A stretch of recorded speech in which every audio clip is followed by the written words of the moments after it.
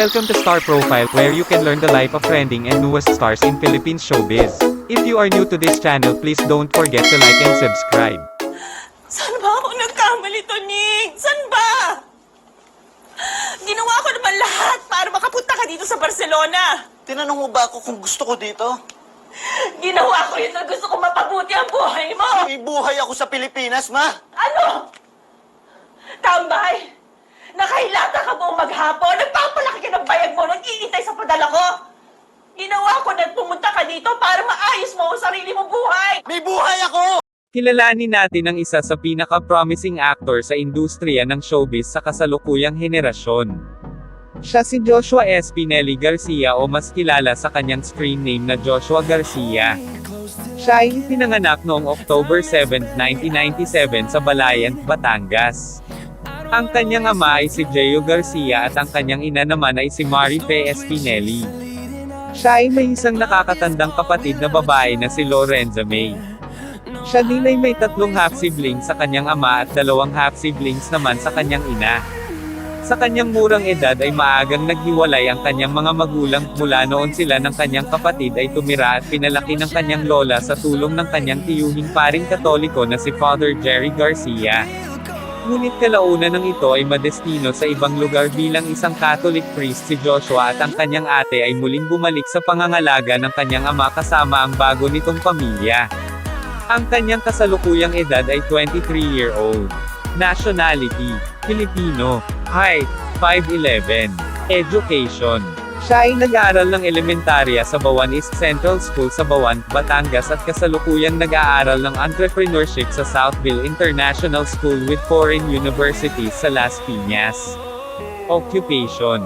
Siya ay isang Pilipinong aktor, mananayaw at modelo ng komersyal. Si Joshua ay nakilala sa showbiz sa kanyang pagsali sa sikat na reality television show na Pinoy Big Brother All-In Edition sa ABS-CBN noong 2014, at mas lalo pang nakilala sa showbiz sa pelikulang Vince and Kat and James noong 2016. Girlfriend. Sa kasalukuyan ng promising actor ay single kahit madaming naglalabasang espekulasyon sa kanyang tunay na relasyon sa isa ding kapamilya young star na si Kira Ballinger, na una niyang nakatambal sa drama series na The Greatest Love sa ABS-CBN noong 2016. Alleged net worth, 50 million pesos to 250 million pesos. Showbiz career. Nagsimula ang kanyang karera sa showbiz nang siya ay pinalad na makapasok sa bahay ni Kuya sa Pinoy Big Brother All-In Edition noong 2014. Sa palabas na ito, una siyang ipinakilala bilang ang Tatay's Boy ng Batangas. Dahil na rin sa kanyang charming looks na boy next door appeal at sa pagiging humble ay agad siyang kinagiliwan ng mga manunood at mga kasama sa bahay ni Kuya. Sa pagtatapos ng nasabing palabas, si Joshua ay umabot lamang hanggang 6th placer at itinanghal na big winner ang Brazilian hunk model na si Daniel Matsunaga. Hindi man siya pinalad na manalo sa sikat na reality television series na Pinoy Big Brother ay agad naman siyang pinapirma ng kontrata sa Star Magic ng ABS-CBN, kung saan ito ang nagbukas na madaming oportunidad sa promising actor na makilala sa showbiz industry. Matapos ang kanyang paglabas sa bahay ni Kuya ay agad siyang napasama sa cast ng ASAP, isa sa longest variety show sa Pilipinas. Dito ay naipamalas niya ang kanyang husay sa pagsasayaw na nahasa noong siya ay isa pang miyembro ng Batangas Cultural Dance Group na Sining Kumintang, bago pa siya nakilala sa showbiz.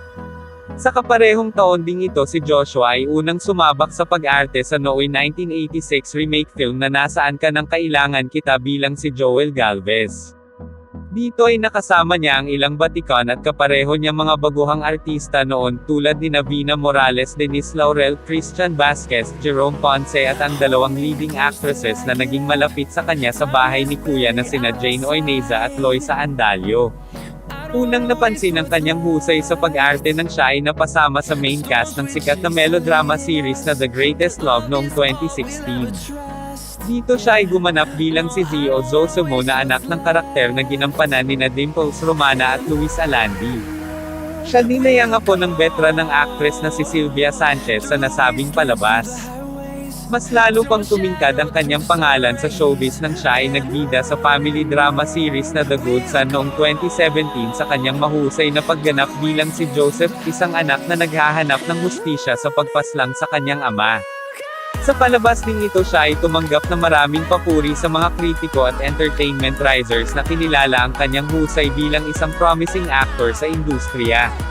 Ito ay nasundan pa sa kanyang pagbida sa iba pang programa sa ABS-CBN tulad sa Ngayon at Kailanman noong 2018 sa The Killer Bride noong 2019 at sa kanyang mga paglabas sa 6 na episodes ng longest drama anthology na Maalaala Mo Kaya.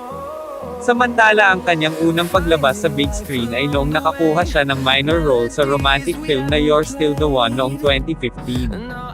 Pagkalipas ng isang taon siya ay muling nabigyan ng minor role sa blockbuster film na Barcelona A Love Untold noong 2016 na pinagbidahan ng on and off-screen partner na sina Daniel Padilla at Catherine Bernardo. Kahit maliit lang ang kanyang ginampanang papel sa nasabing pelikula, siya naman ay umani ng papuri sa mga manunood at sa kanilang batikang direktor na si Direk Olivia Lamasan dahil sa kanyang mahusay na pagganap bilang si Toning, ang pinsan ng karakter ni Daniel Padilla sa nasabing pelikula. Nakuha ni Joshua ang kanyang pinakamalaking break sa showbiz sa kanyang pagbida sa Metro Manila Film Festival entry na Vince and Kat and James noong 2016. Ito ay pinagbidahan nila ni Ronnie Alonte at ng kanyang former girlfriend na si Julia Barreto.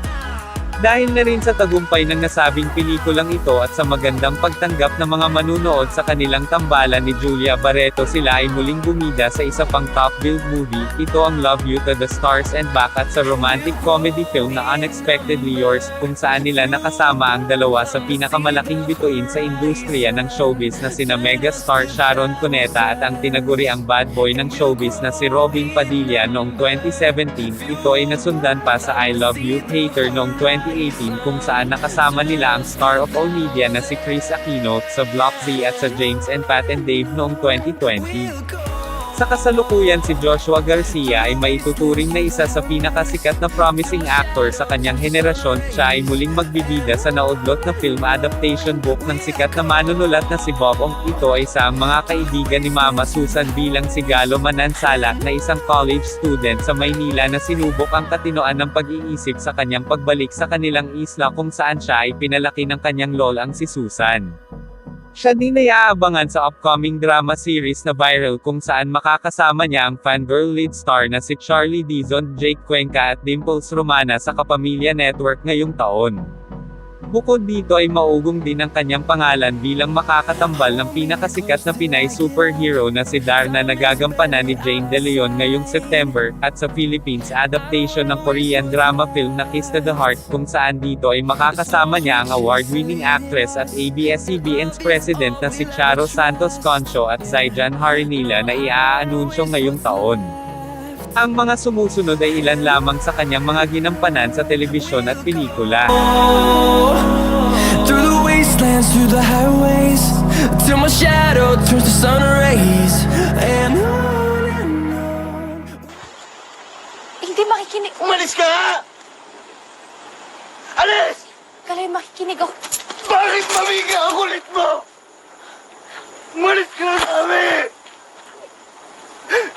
Kausapin mo ko. Ayoko na kausap! Umalis ka na! Alis!